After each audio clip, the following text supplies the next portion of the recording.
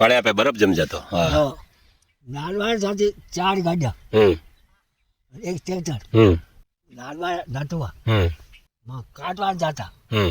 કદે એવડી કદે ખેડા કદે જાવલ કાટવા જતા તો